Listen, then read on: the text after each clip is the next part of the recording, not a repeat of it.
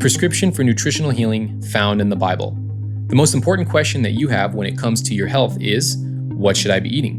And we all want to know how to make America healthy again. But that starts with, what do we feed our families? You're listening to episode 7 of Be Regenerated, and I'm Cameron Weedle. Today, we're focusing on the Edenic Provision as part 1 of the dietary prescription for biblical health. What does God want us to eat? Are you ready to be regenerated? Let's go. Isn't it mind-blowing that the two primary questions in our national debates about health right now are, first, what is food? And second, what are we supposed to be eating? This permeates the global discussion at this point. There's endless podcasts, books, and interviews trying to answer these very basic questions. Part of the problem is we don't have a functional definition for food, which is why we gave that to you in the Genesis episode. We have to define food in the same way that God defines it, which is also the same way it's been defined for thousands of years by people. We have technical terms like organic farming for what your grandparents simply used to call food.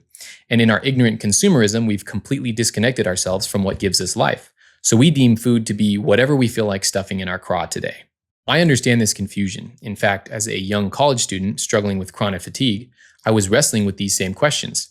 In my first college nutrition class and in my dietetics courses not too long after, these completely failed to answer the fundamental question. Sure, I learned what macros on a food label are and how the body turns them into calories. We're just clumps of cells acting at random, and we want to treat all these bodily systems as disconnected hardware. So it's no surprise that your doctor, who got less than a day's worth of nutritional training in all of their years of medical school, then treats you as an unremarkable machine with only a pharmaceutical or surgical prescription in their arsenal by law for increasingly less helpful and more outrageously expensive non-healing. Now, why am I highlighting the obvious, or at least what we seem at the moment to have a mass awakening to in the last couple years? Like many of you listening to this podcast, I was struggling with a chronic disease, a dysfunction of cellular nutrition, chronic fatigue, which is an overarching diagnosis that summarizes different symptoms. Namely, I had extremely low testosterone and my cells weren't able to produce energy. Now, that's not exactly what my doctor told me, but as I learned more about the condition, having been told there is no medical cure for it, I was on a mission to understand what was going wrong with my body, because I knew that if I didn't have energy, then I didn't have prospects to have a family or even do what God called me to do in the world. My body wasn't getting the critical cellular nutrients that it needed in order to power my cells. Now, this all came to a head for me when at the age of 21, what seemed to be a slow progression of the syndrome sharply increased. I began to have major digestive issues and joint problems. I struggled to wake up in the morning to have energy, and I wasn't sleeping well at night. On top of that, I had a chronic cold that turned into a sinus infection that lasted many months. So I knew something was seriously wrong, and I began to pray for an answer because I had been given a bill of hopelessness by the doctors, and my mother, who was a nurse for many decades, told me that there would be no solution in the medical community because they don't know what makes the body work, merely how to influence the body with drugs and surgery. So a light bulb went off for me that I needed to know what would make the body work. And in God's providence, about a month after that, a gentleman came and taught us a class on biblical nutrition and cellular nutrition. What are the different nutrient families that God has put in nature that we're not getting into our diet? And how does the body turn this into nutrition? How does the body turn this into our physical bodies and the energy that we need? This gentleman had been diagnosed with terminal leukemia a couple decades earlier. He found someone that helped him understand what he needed to get into his diet in significant amounts, concentrated nutrients, removing all the toxins from his life. And within 6 months, his cancer count dropped by half. And within a year, he was cancer-free. To this day, this gentleman is a second father and a mentor to me. He speaks all around the world, and he'll even be teaching a course that we're providing inside of our school communities called God's Pharmacy, with some other ones to follow in the future. He became a mentor in my life, and they even welcomed me into their home. They began to feed me their own fresh food. And what I found out was that the culprit of my rapidly increasing chronic symptoms was the grade F Cisco food that we were consuming. I was eating the apple a day and the baby spinach and the bananas. But it turns out that you cannot eat your way out of prediabetes, obesity, and dysfunction of the various systems of the body. You'll never be free from these if you're relying on terrible quality food provided by giant corporations like Cisco, which is the epitome of genetically modified and processed foods, the same company who provides most of the food for our schools in America that's funded by our taxpayer dollars. The depth of the destruction of our foods was something that I truly didn't comprehend. This is 15 years ago for me, but now people all across the world are learning the depravity of what we've done to our food, particularly in America, who is the global leader of exporting pesticides, genetically modified organisms, taking the soil that we were richly blessed with, the most fertile soil arguably in the world with the most navigable riverways, and turning that into a nutrient deficient soil, growing only a few monocrops that most other countries will not allow their citizens to consume. So it should be no surprise, and hopefully isn't news to you, that America is the least healthy country in the world, certainly of the developed nations. But when you take our population into account and the sheer number of chronic and autoimmune diseases that people have in this country, as well as our overweight and our obesity rates, you can easily say that America is the least healthy country in the developed world. And the reason why I'm connecting these dots and telling you my story is because the very same dietary changes that I decided to make at this time are the same things that I'm going to break down in today's podcast episode. I started increasing the raw fruits and vegetables in my diet. And here's where I'm going to challenge you, because I was a broke college student. I was working as a lifeguard, making minimum wage, and I realized that I had to replace the bad food that was provided for us, in essence, for free, with real food. That's why I chose fruits and vegetables. I got myself a blender. I got my hands on a juicer, thanks to my mentor who opened up his home to me. And I started to make a smoothie every morning with all 22 amino acids. And that's something I'm going to talk about a couple episodes from now. That made an overnight difference in my life. I woke up the next morning and I had energy that I'd never felt even when I was in high school. I had no recollection of this kind of energy. But I also started to juice raw fruits and vegetables, primarily vegetables, because of the lower sugar content and the increased vitamin and mineral content found in vegetables, whereas I was blending the fresh fruit to retain the fiber content. The critical component of fruits and vegetables is the regenerative nature of them. In this season, I went from someone who was degenerating to regenerating very rapidly. Now, if you're new to this podcast, rest assured, we're not promoting vegetarianism or veganism. We strongly emphasize a whole food Mediterranean diet that is particularly high in protein and high in antioxidants and high quality fats. That is where the Bible points us. Quality is the most important thing. The amount of amino acids that you're getting is going to determine how high quality the protein is in your diet. The amount of healthy essential fats that you're getting are also going to determine many different things about your body, including your hormones. The amount of antioxidants that you're getting from different sources is going to determine the quality of your immune system and your longevity. And this is why today we're diving into antioxidants in the Edenic Provision. What does God prescribe and permit for humans to eat? In order to answer this question, we're going to approach these different food groups or the different macros in each episode in the same order that they're presented in Scripture. So I'm simply following the order in which God gives these foods to humanity.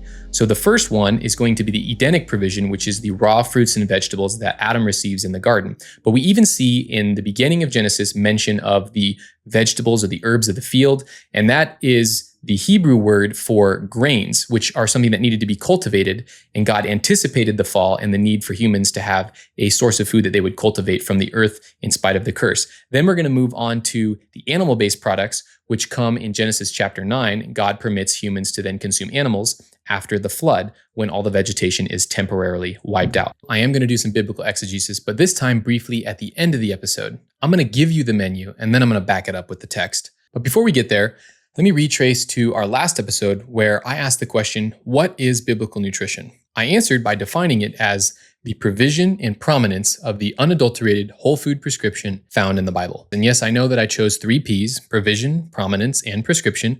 I did that on purpose to keep it simple and easy to remember. There's something presuppositional and intentional in why I chose these words. You'll notice that prescription is a simplification, or rather an application of this definition. It's an application of the provision and the prominence. I spent most of the last episode talking about the adulteration of our whole food blueprint and what God wanted to be prominent, at least for the people going into the promised land, to give us a taste of what I'm exploring now. Provision definitionally implies that it's something provided to us. We start with nutrition as a provision. Now, everyone does this. The push to get back to nature, what's heirloom and organic, presupposes that there's this built-in blueprint for humans that we don't need to tamper with, but we need to restore it and protect it. In fact, if we were to take the creation mandate in its most basic form, this is the mission of humanity, to subdue the earth. Nowhere does God command humans to seek to invent new species or to invent food. He gives it to us. He even anticipates the need for cultivating things for a growing population in a world post-fall. Genesis 1:29. See, I have given you every herb that yields seed which is on the face of all the earth, and every tree whose fruit yields seed. To you it shall be for food. Looking at the Edenic Provision, we're starting off with a pre-fall world. We're looking at a perfect, pristine environment where humans were supposed to live forever. Now, what's interesting about the foods that God provides in the garden, foods that are available to us today that enhance our lifespan, is that they contain these nutrients that are the most easily accessible and digestible to help us with three things: energy, immunity, and longevity.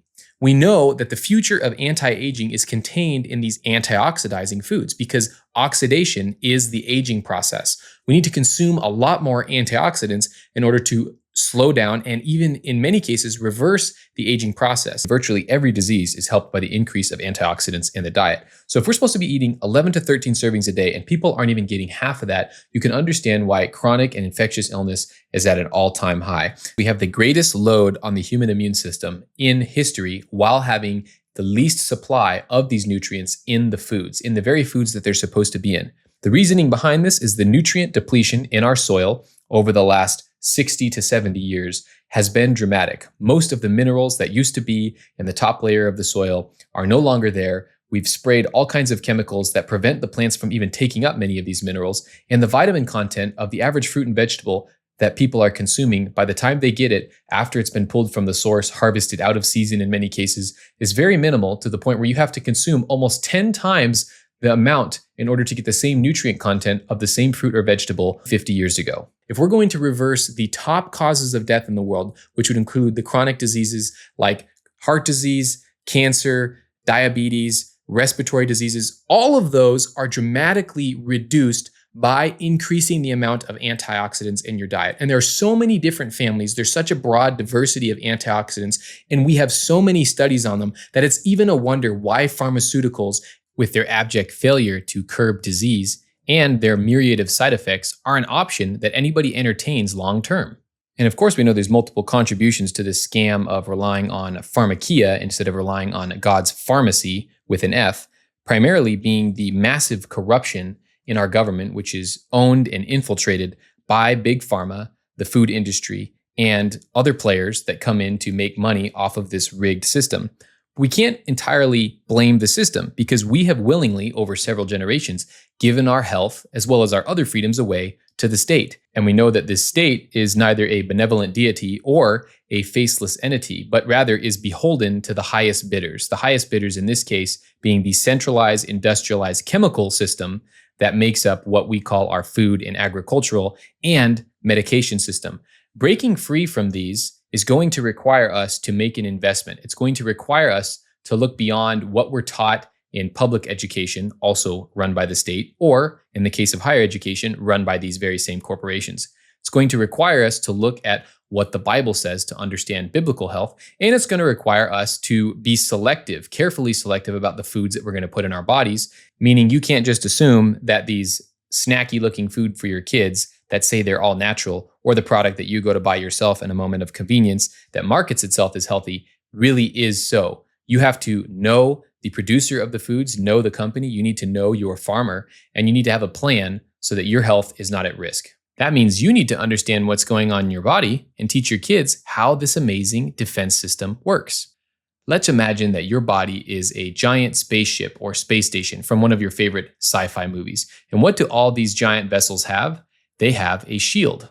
And what's one of the common things that happens in these shows? They're being attacked, they're being shot at by all kinds of lasers and bombarded, and their shields are going down over time because those shields can only withstand so much damage. This is what's happening in your body without the presence of antioxidants. Your cells are being bombarded many times without any shields by all of these different missiles and weapons, and they are slowly destroying you. And when you add that up on the micro level, it creates a macro picture of a poor immune system. And this is why you're sick very often. If you want to know, why do my children get sick all the time? It's not because you're around other people or because you went to school. We commonly have these ideas of catching colds and flu and just living with this normality of being sick and then maybe rushing to some sort of promised savior in the form of a drug to help our immune system. And you need to be honest and assess whether you are like the average family who gets less than 5 servings of fresh fruits and vegetables, whether you're someone that has intentionally chosen quality living foods to empower your immune system. And this also would include choosing the right supplements that are actually made from whole human foods and that have clinical evidence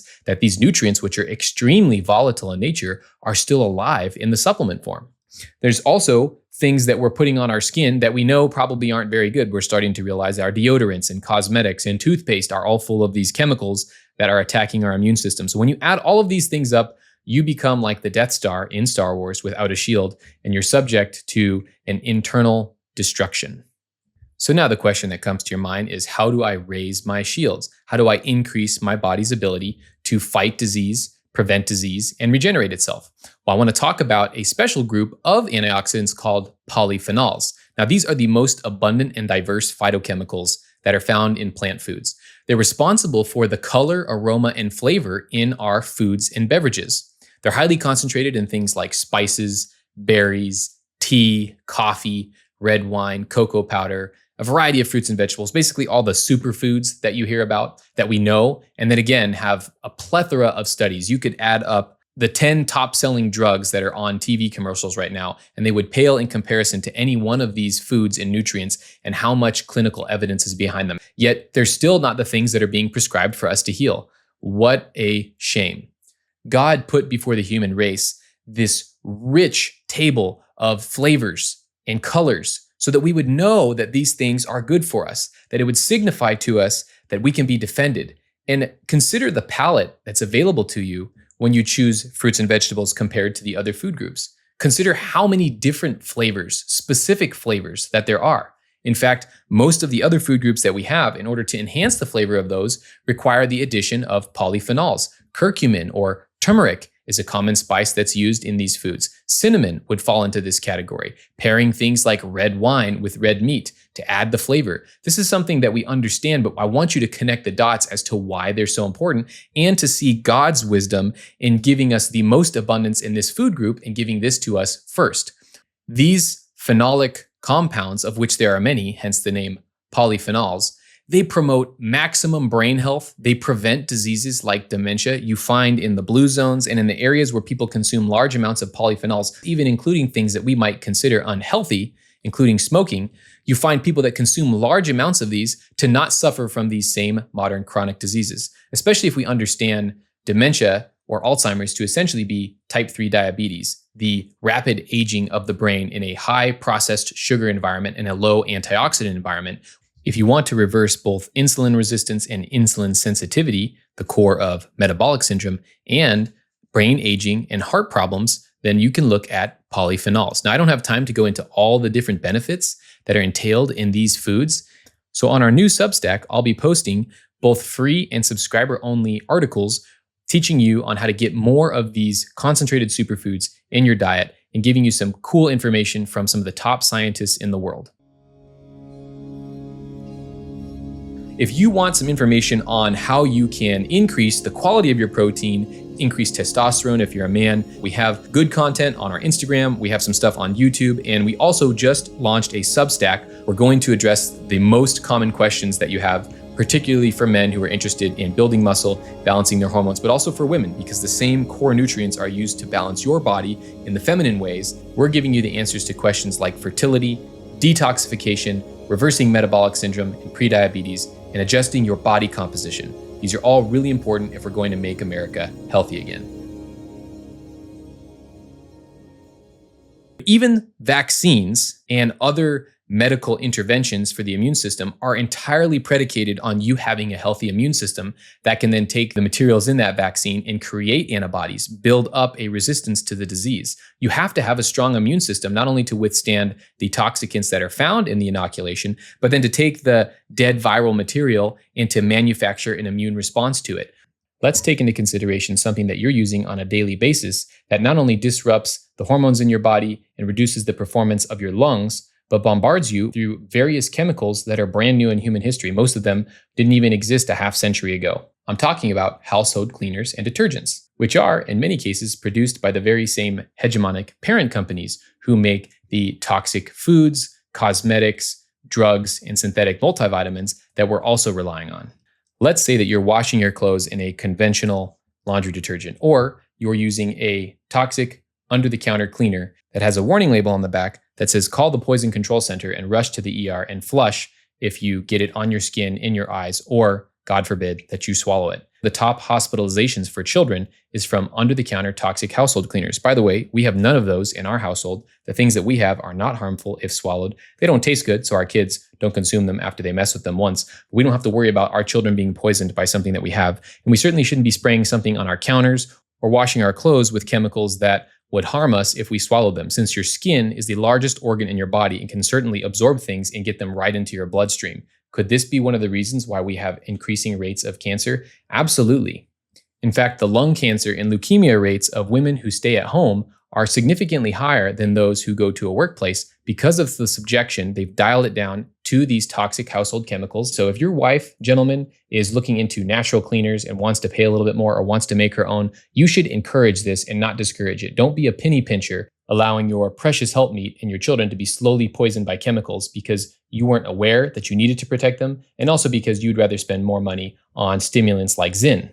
And my point in all of this is to help you men. No one else is coming to take care of your family. No one is going to make sure that your children get the adequate amounts of fruits and vegetables that they need every day. No one's going to make sure that you're not poisoning your home. Everyone is set against you to damage you and to cause your generations to be infertile, to be sick and diseased, because money can be made off of that.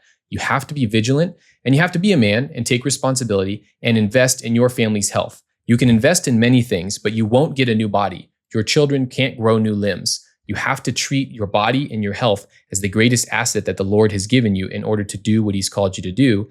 And as a righteous man, leave an inheritance for your children's children. And speaking to our large audience of men, let me throw out another practical example for you: cigars. We know that we can enjoy many of the fruits that God gives us. The earth is the Lord's and the fullness thereof, including many of the finer things. When you smoke a cigar, you are subjecting your mouth instantly, and then the rest of your organs, because you're inhaling it through your lungs, to a massive dose of oxidation, aging, and of carcinogenic compounds that can then take root in your body. So if you're not consuming some of the nutrients I'm going to talk about in a few minutes, then you are increasing the likelihood of cancer and many other diseases. Now, it's actually the lack of antioxidants that you have in your diet that puts you at high risk. You can enjoy these things in moderation, just like caffeine or any of the other things that aren't nutrients that have positive benefits if done in moderation. You can enjoy those things, and God gives us these nutrients, these antioxidants, to mitigate the potential side effects of some of those. So when you're smoking a cigar, if you're enjoying some nice pipe tobacco, then you can actually drink a cup of good organic green tea,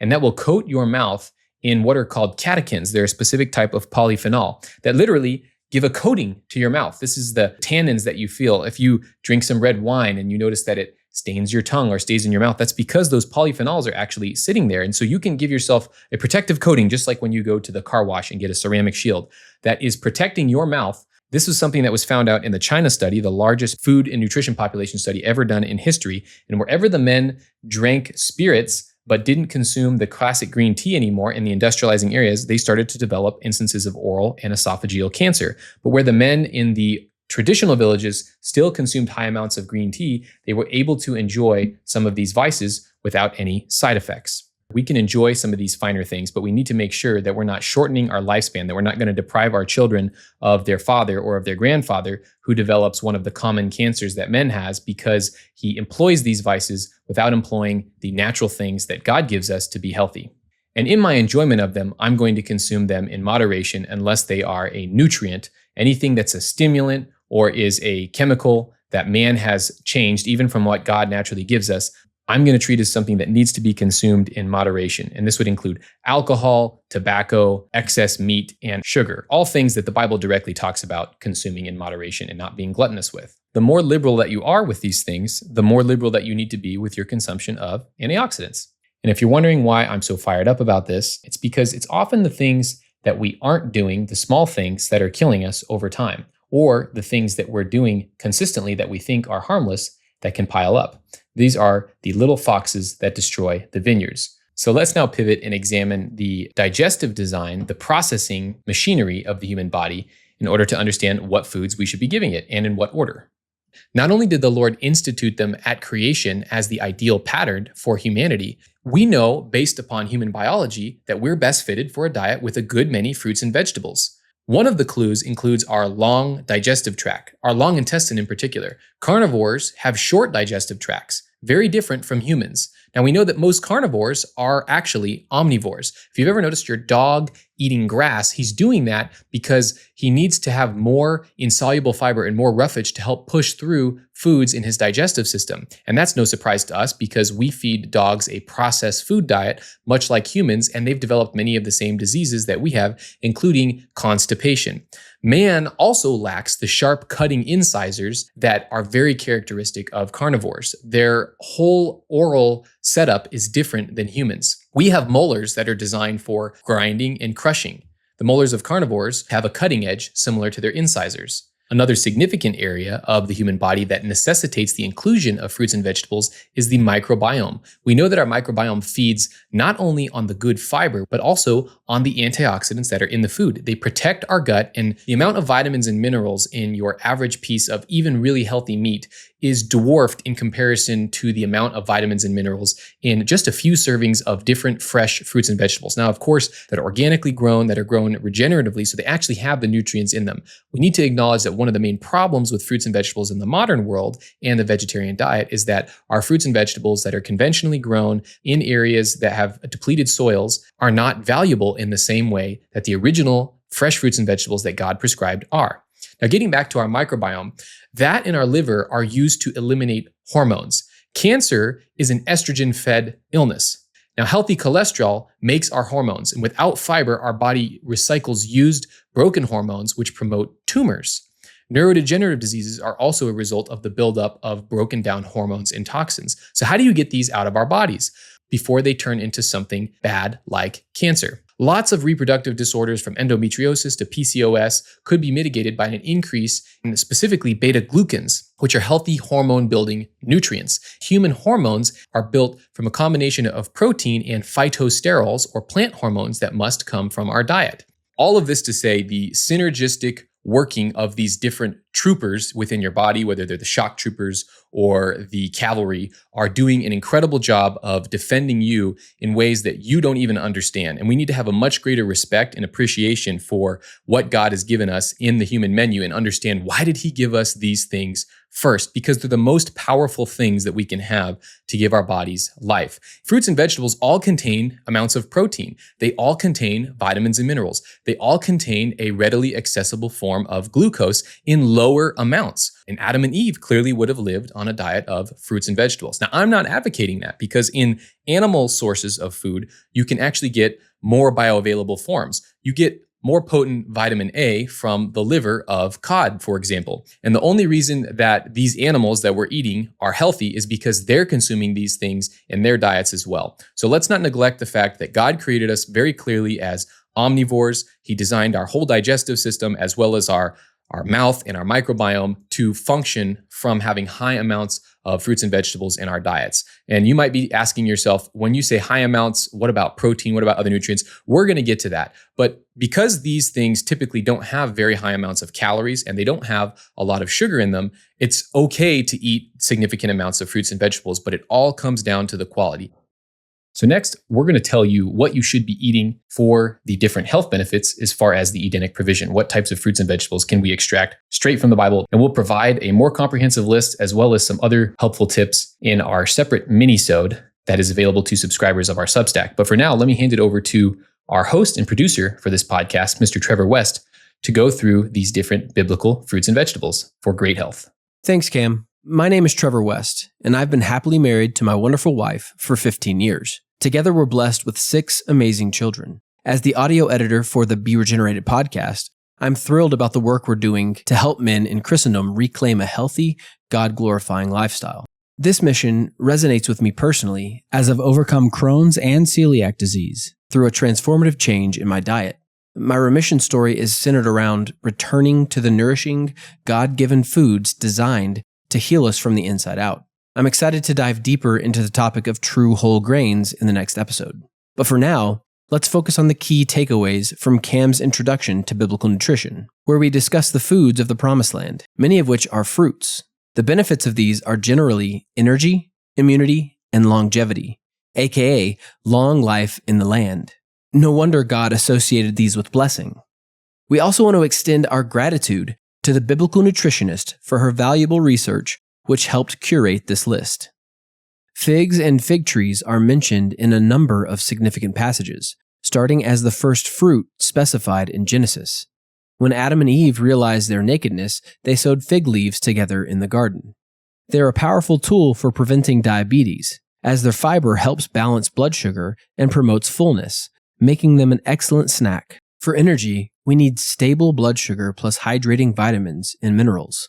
In the Synoptic Gospels, we read about Jesus cursing the barren fig tree, a tree traditionally associated with energy, nourishment, and fertility.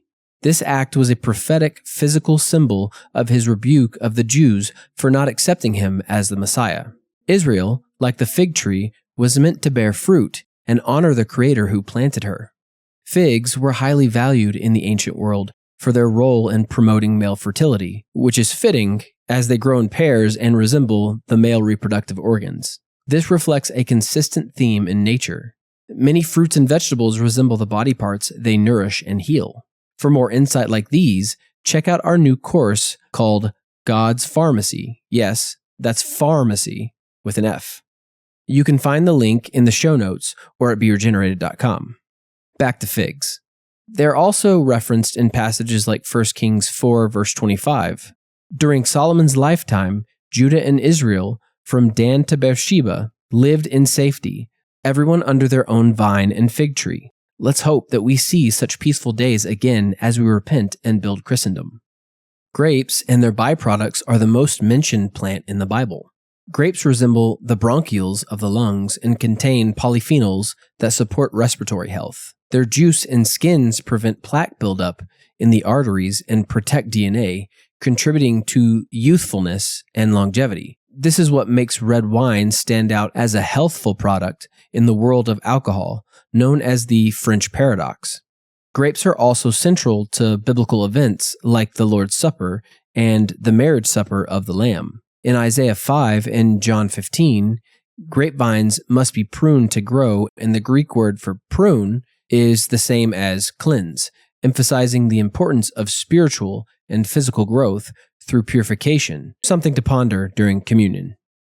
Dates are a true powerhouse for fertility and physical performance, packed with potassium, calcium, magnesium, phosphorus, zinc, copper, vitamin C, B vitamins, and more. They were often eaten before battles in ancient times. Dates also help relieve stomach problems, including morning sickness. As a low glycemic sweetener, date sugar is a great substitute for regular sugar. A delicious, healthy smoothie can be made with dates, almonds, bananas, and organic vanilla protein powder. Adding cinnamon, a polyphenolic spice that also helps regulate blood sugar, makes it even better. This tip, just like dates, is pure gold, especially if you're pre-diabetic like so many Americans.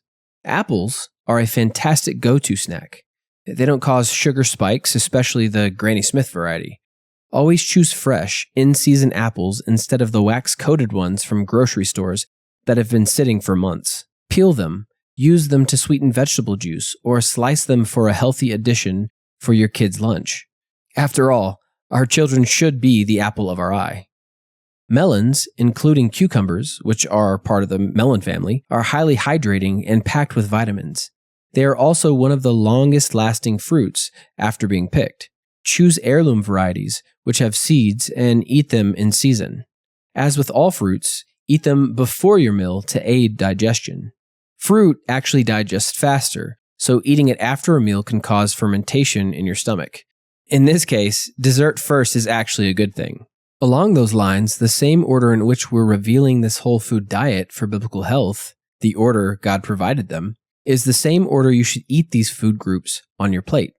We'll go into more detail on our Substack, but to maximize digestion and nutrition, start with fruit, followed by vegetables, with the starchy ones like beans and potatoes coming after leafy greens and cruciferous veggies. Then eat your protein, like wild fish or meat, and finally, finish with your grains or carbs, especially if they're processed. Traditionally, cultures understood this well, but it's a wisdom that's been lost in today's world of gluttony and processed foods. Also, avoid drinking beverages with your meal. Remember this axiom: happy gut, happy life. Now let's move on to two more fruits on our list. Pomegranates are biblically symbolic of knowledge and wisdom. Known as the fruit of kings and priests, Pomegranates were featured in the design of priestly robes and the temple. It's a fun snack, but be careful, it can get messy. They're packed with polyphenols, much like red grapes, but be sure to eat the real fruit, not pasteurized juice like palm. Olives are rare non-sweet fruits with exceptional anti-inflammatory properties. They reduce cholesterol, prevent nerve cell damage, and boost glutathione, the master antioxidant that works with CoQ10 to fuel mitochondria. Speaking of healthy fats, let's move to the next category, nuts. Almonds and pistachios are the nuts of the Bible. Unlike peanuts, which are actually legumes, or cashews, which are in the poison ivy family, almonds and pistachios have the perfect balance of protein, fiber, essential fats, and vitamins like E. Pistachios are particularly good as a nighttime snack, helping to promote better sleep and recovery. However, they should be eaten in moderation if you're not very active. If you'd like a written recap of these revitalizing, life-lengthening fruits, subscribe to our Substack. Join our families in consuming these rewarding foods. Back to you, Cam. I want to give you a few more tips that are also going to be extremely helpful for you when it comes to getting the most out of fruits and vegetables and also not being scammed out of your money. And this is me applying our 3 rules for life when it comes to our food. Eating the food as God originally made it, eating it in its original form before man processed and destroyed it, and then not idolizing a food. When it comes to your fruit, you need to eat it fresh, and you need to be purchasing it fresh and cutting it fresh yourself. Don't go buy pre-cut fruits and vegetables in the store, because as soon as they're cut open, they start being exposed to oxygen, and not only do they start dying, but they start growing mold and they attract other compounds like bacteria. And most likely those things were pre-prepped in an environment with a lot of plastic. And so you're getting all kinds of microplastic in your diet that again disrupts your hormones and does the exact opposite of what you want from your fruits and vegetables. So that's the first thing. Make sure you buy it yourself, buy it in the whole food form, and buy it organic, buy it as healthy as possible. The original provision from God was fruit that would have been picked right from the tree. If you've never had the pleasure of eating an orange directly from the tree in season and tasted the volume of vitamin C and flavonoids in it, it's going to be much more tangy, much more tart than something that sat in the warehouse for 9 months before it's been put on the shelf for you to eat out of season. If you've never tasted a tomato, an heirloom tomato right off the vine from your farmer's market in the summertime, or a fresh peach, then it's hard to imagine truly how amazing these nutrients are. You see, the most vital compounds within these fruits and vegetables lose their vitality very rapidly when they're removed from their original source. That would be the tree or the vine. So it's no surprise that Jesus illustrates this when he says, "I am the vine, you are the branches, abide in me." We need to produce good fruit, and we need to be close to the source in order to do that. Not only will it taste way better, you can taste and see that these things are better when you eat them seasonally, locally, and fresh. You don't want to be addicted to honey, as Proverbs say, even though there's many benefits of honey and it's going to be better for you than any processed form of sugar. Vegetables, you really are not going to be able to get addicted to because they don't have a lot of sugar, but you want to eat things in a variety. You shouldn't eat Brussels sprouts all year round. You shouldn't eat oranges all year round, and you shouldn't eat strawberries all year round. Get them when they're in season, when they're going to provide the most nutrient benefits for you. And what's amazing about our Creator, he gave us these different foods in season to help us deal with the environmental changes of those seasons. Then you also want to wash the pesticides off. Even certified organic produce in the store is allowed to have topical pesticides. And the difference between topical pesticides and systemic pesticides is the difference between organic and conventional produce by and large. See, systemic pesticides are things that are put into the soil and the dirt and are taken up through the roots of the plants and actually make them toxic from the inside out. This is why sometimes people consume things like non-organic celery. And I had a friend once who started developing all kinds of blisters on his lips and a lot of inflammation when he was eating celery, and he thought, I'm allergic to celery. I realized that the likelihood of being allergic to something like celery or fruits and vegetables in general is extremely low for most people. And I asked him if he was buying organic. He wasn't. I had him switch and I had him wash that organic produce. The problem immediately went away. And that's because the organic produce has the pesticides typically on the outside. The large conventional organic producers use a lot of organic pesticides. So you need to wash those off. And when you do that, the problem goes away. I had a pastor friend of mine who was eating avocados and was complaining of the same issue, started getting swelling on his lips, and he had a reaction. As soon as he started washing the outside peel of the avocado to remove the pesticide, the problem didn't happen. And that was just a little bit of pesticides that was carried through the avocado from him slicing into it. So just imagine, only a little bit of these pesticides can be really bad for your body. And if it's causing an outward reaction in some people, imagine what it's doing to your cells internally. So pesticides are terrible. Ultimately, if you can get your produce from a beyond organic supplier like we do, we buy from a regenerative farm that uses 0 pesticides. Wash the pesticides off. And the wash that I would recommend in order for you to do that is something called green, and it's derived from aloe pro, the protein in aloe vera, which can remove those glued on pesticides, particularly from things like cruciferous compounds. We have a really cool video on this, by the way, where you soak a head of broccoli and you watch the water bounce right off of it. But after soaking it in the aloe pro, it actually removes those glued on pesticides, which are called surfactants. And the reason that those organic pesticides are glued onto the broccoli is so that they don't wash off into the water supply.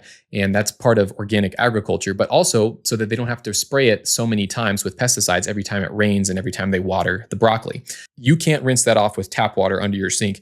You need a particular compound to remove that. You don't want to go just buy any type of fruit and veggie wash from the store. There's been multiple third-party studies done on these companies that are providing some sort of lemon veggie wash, and they virtually all ended up being made from petroleum, and it wasn't stating that on the label. So you need to trust the company who's making it for you, and it needs to be something that's enzyme-derived that can actually go and break down those pesticides that are glued on and remove them, and something that is human natural. Aloe vera is something that humans can consume and is really good for us. So that's something that we use to wash all of our fruits and vegetables. It's safe for consumption. I could brush my teeth with it. We wash our hands with it. We wash our baby with it. We wash our pets with it. We use it to clean stains. It's pH neutral, so it's healing for the skin. It has aloe vera in it. If you want to know more about that, I'll put a link to that in the description. It's extremely inexpensive, and it's one of the number one things you should have in your household to make your food healthy again.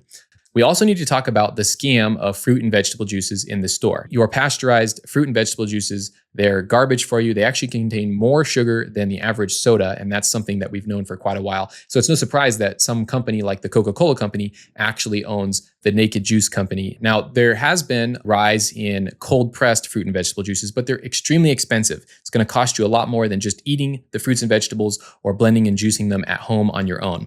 Definitely don't buy pasteurized fruit and vegetable juices. I was talking to a friend recently who was telling me he's increasing the amount of fruit that he's having in his breakfast and having some fruit juice. And when he told me the brand, my first reaction was, oh no, because that's a pasteurized form of fruit juice, which is essentially just a concentrated amount of sugar. There's no nutrients, there's no antioxidants that's left in there after the pasteurization process. So if you're picking up a bottle of fruit juice at the store that says pasteurized, but then it says it has vitamin C in it, it doesn't have the vitamin C in it. It did before it was pasteurized. But pasteurization is the same thing that destroys milk from raw milk and ruins the proteins in there. And even more volatile nutrients that are found in fruits and vegetables are destroyed in the pasteurization process. Vitamin C, vitamin A, vitamin E, these things are all destroyed in the presence of high heat, which is what pasteurization is. And of course, these things are pasteurized simply to give them a long shelf life. And then they're advertised to us like Naked Juice or some other garbage like that, or V8, to be healthy and giving us our fruits and vegetables in a liquid form. They're not doing that. Don't be scammed. Unless you're freshly juicing these things yourself or going to a juice bar or buying something that's cold pressed, which has a much shorter shelf life, then you are not getting those nutrients. It's not the same as eating the fruits. Make it yourself. You're going to save a lot of money. If you're looking for ease of access, probably the best way that you can do that is go to a juice bar. But I personally don't do that very often because even if I'm eating at an organic juice bar, it's going to cost me like $15, but they're not washing off those organic pesticides because they don't have the wash that I mentioned in order to do that. And speaking of the cosmetic benefits of eating more antioxidants, we also have collagen production. You'll notice that people that eat more fresh fruits and vegetables have brighter colors in their skin and their eyes, but they also have better looking skin. They have more elastin. You see, collagen is something that your body has to make on its own, and it does that with a combination of amino acids and vitamin C. Your body can't make collagen from consuming pre-made animal collagen. And this is why there's another trend that we need to dispel, which is the consumption of collagen protein. First of all, collagen protein is one of the least bioavailable forms of protein. It's very simple amino acids because collagen is a very abundant substance in the body. It's nothing like the complex proteins that you need for your brain and for your kidneys. Collagen is a waste product of the growing organic and grass-fed meat industry. all of the bones and ligaments and tendons that come out of that are just thrown away. Collagen protein providers have jumped on the bandwagon of turning that into supposedly the healthiest form of protein that you should be having. The clinical data does not support this. We know that our bodies make collagen in the abundance of the simple nutrient vitamin C, along with flavonoids and amino acids. So if you're eating a diet high in fruits and vegetables and you're eating biologically complete protein, you're making ample amounts of collagen. And you're much better off consuming 22 amino acids found in raw milk protein, or consuming raw milk, or consuming a variety of high protein foods together in combination, along with fruits and vegetables, than you are of supplementing with an overly priced waste product known as a collagen protein. Now, I'm not trying to say that every collagen protein supplement is bad, but I certainly wouldn't take them unless I was already getting all the other amino acids. And that's one area where we need to look at God's whole food blueprint versus a modern trend and a modern fad. If you want more information on that, I'll also drop a link to an article on the collagen trend. Since I started eating more fresh fruits and vegetables when I originally started getting healthy back in my college days, when I was dealing with issues I mentioned at the beginning of this episode, one of the first things I noticed improving was the improvement of my skin. My acne completely went away, and it's basically been a thing of the past ever since. This is also true for my wife, since she's been on the same diet. Now, what I did at the time is I didn't just eat a vegetarian diet. I started including biologically complete protein. Primarily, this came from raw milk protein powder. Then I also included the addition of phytosterols, which are the healthy fats primarily found in whole grains that we build our human hormones from, and we provide cellular nutrition function going on in our cells. That's not the gluten, that's not the carbs from the grains, it's simply the healthy fats that people have never heard of. That I'm going to cover in the next episode, and I'm going to cover protein in the episode after that. I also included fresh fruits and vegetables. So I approached the biblical diet as a whole. I started juicing fresh fruits and primarily vegetables on a regular basis. And what did I notice? Besides an increase in energy right away and improvement in my skin, my chronic cold, my sinus issues went away. My body started regenerating at a rapid rate. Sickness became a thing of the past. In fact, today, this is 15 years later, I've had a family now for over 8 years.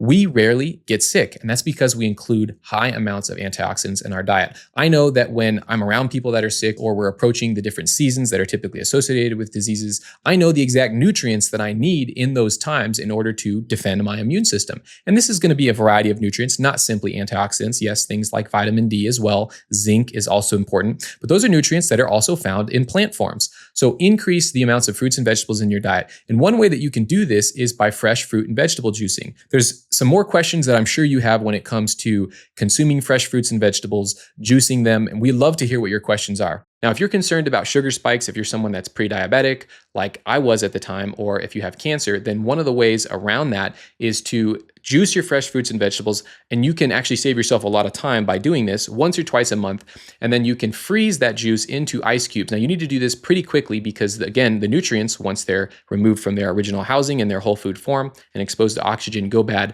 very quickly. And you can juice them, freeze them into ice cubes. I recommend a silicone tray, not a plastic tray, for toxins. And then you can take those ice cubes throughout the week, and then you can put them in your water in the morning or the afternoon, and you can have essentially an infusion of nutrients right into your water. You can have a frozen form of vitamins, minerals, antioxidants that is going to slowly release in your bloodstream by diluting it. Or if you're someone that's not overly concerned about that, and if you're an active person, fresh fruit and vegetable juicing can be done on the spot. As a matter of fact, I have many people who are dealing with significant digestive issues, things like Crohn's disease or other autoimmune conditions that they need to help their gut heal. And one of the best things that they can do in that scenario is to juice certain types of vegetables, particularly red cabbage and other things that are very healing and can help reduce the itis that's going on in your gut. Genesis 1:11-13. Then God said, "Let the earth bring forth grass, the herb that yields seed, and the fruit tree that yields fruit according to its kind, whose seed is in itself on the earth." And it was so. And the earth brought forth grass, the herb that yields seed according to its kind, and the tree that yields fruit, whose seed is in itself according to its kind. And God saw that it was good. So the evening and the morning were the third day. Genesis 2:4-9. This is the history of the heavens and the earth when they were created, in the day that the Lord God made the earth and the heavens, before any plant of the field was in the earth, and before any herb of the field had grown. For the Lord God had not caused it to rain on the earth, and there was no man to till the ground. But a mist went up from the earth and watered the whole face of the ground. And the Lord God formed man of the dust of the ground, and breathed into his nostrils the breath of life. And man became a living being. The Lord God planted a garden eastward in Eden, and there he put the man whom he had formed. And out of the ground the Lord God made every tree grow that is pleasant to the sight and good for food. The tree of life was also in the midst of the garden, and the tree of the knowledge of good and evil.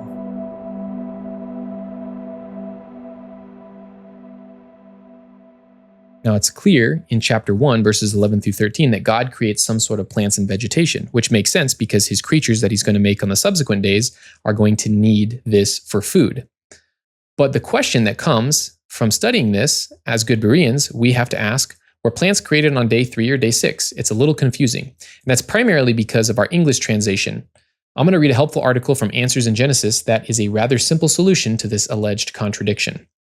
On the 3rd day of the creation week, God made certain types of plants: grass, the herb that yields seed, and the fruit tree. Each of these terms translates specific Hebrew terms for grass, deshe, the seed-yielding herbs, eseb, mazria, zera, and the fruit trees, etz parye. Beginning with the 4th verse of Genesis 2, the writer zooms in on the events of the 6th day. God made Adam in verse 7, the Garden of Eden along with the plants therein, specifically mentioned are the fruit trees in verses 8 through 9, and then Eve in verse 22. What about the plants described in verse 5? Why weren't those created on day 3 when God made the other plants? The context provides the answer. Verses 5 and 6 provide a description of what the world was like prior to the creation of man. 2 specific types of plants are translated from specific Hebrew terms: plant of the field, saya chasedeh, and herb of the field, eseb chasedeh. Hebrew scholar Mark Futato defines these terms as wild shrubs of the steppe and cultivated grain, respectively. So these are different words. This verse is preparing the reader for what is going to happen next in the narrative. The herbs of the field were not around because Adam had not been yet created. So there was no one to till or cultivate the ground. The wild shrubs of the steppe are plants that often have thorns, and these thorns would not have been present until after the curse. While announcing the curse, God said to Adam, "Cursed is the ground for your sake. In toil you shall eat of it all the days of your life. Both thorns and thistles it shall bring forth for you. And you shall eat the herb of the field. In the sweat of your face you shall eat bread till you return to the ground. For out of it you were taken, for dust you are, and to dust you shall return." As a result of the curse, Adam would no longer have it easy. Instead of eating the abundance of fruit from trees in the garden, he would need to till the ground and grow crops for food. This would be hard work because the ground was now going to produce thorns and thistles. A closer look at the text reveals there is no contradiction. In Genesis 2, 5 through 6, the writer set up the narrative and informed the reader of what was to come. These verses provide a description of the world on day 6 before God created Adam. The grasses, fruit trees, and seed-yielding herbs were created on day 3, with the exception of those within the garden. But the thorny plants and cultivated grains came about after Adam was created. So we see that there are no contradictions in the text about God's prescription for human food when we look at the original language and the intent of the author. Now, why is this important for the prescription? We want to have clarity, but we also want to observe the careful order of the prescription of the human menu that God gives throughout Genesis. This is a very important detail that we would miss because we're not connected to our food anymore. And ancient cultures understood this, that there's an order in which we should consume our foods in a meal. They understood how nutrients were processed and how that impacted our performance. We now understand and we know very intricately how the breakdown of nutrients in the digestive process is impacted by the order in which we consume our meal. If we as Christians want to understand why this is so important, to have an answer for the hope that people are looking for, then we need to understand the prescription that God gives for nutritional healing. Make America healthy again. And that wraps up today's episode of Be Regenerated. If you enjoyed this episode and want to stay up to date, don't forget to join our Wisdom Weekly email through our podcast page. Also, your support means the world to us, so if you have a moment, please hit the stars on your listening platform. It really helps us reach more people who can benefit from these discussions. And if you're interested in joining a community of like-minded men striving for holistic health and strength, check out the Be Regenerated Brotherhood at beregenerated.com/brotherhood. It's an exciting platform designed to challenge and support you in your fitness, nutrition, and spiritual disciplines. You can find all the links and details in the show notes. God bless, and we look forward to seeing you in the next episode. Whatever you eat or drink or whatever you do, do all to the glory of God.